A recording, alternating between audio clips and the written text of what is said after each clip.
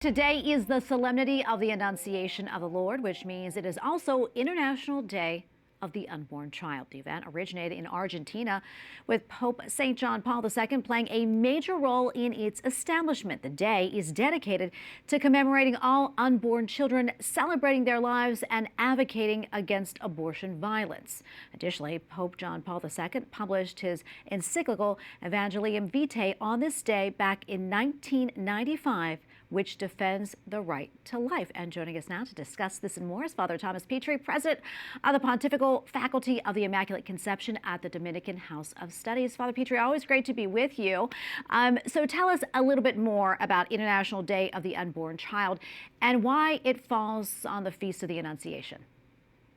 Well, it's the Feast of the Annunciation today, which, Christmas is celebrated December 25th. And so 9 months earlier, we celebrate March 25th, the Annunciation, when the angel Gabriel came to the Blessed Mother.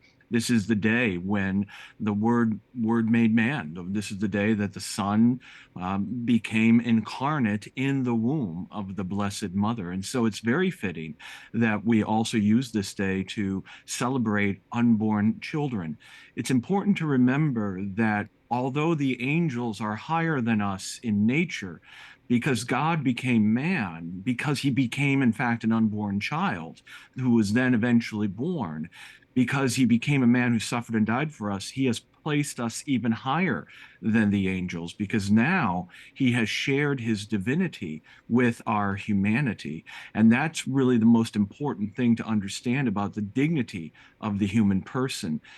Every person, every unborn person, every born person, regardless of status, regardless of ability or disability, is in fact not only made in the image of God, but is now called to eternal communion with God. And that's why the Church has always and will always defend the right to life from conception to natural death. Yeah, and how should we observe this day? Well, obviously, going to Mass is a very important day, an important part of the day. But, in fact, celebrating this great goodness that God became one like us in all things but sin, and that the Blessed Mother herself accepted the vocation, if you will, to be the Mother of God. And for all of those who are pregnant or know people are pregnant, to really not only give thanks for the gift of life that so many women are today carrying, but also to pray for healthy deliveries and healthy babies, to see children as a gift of life, a gift to not only the parents, but to the church and to society.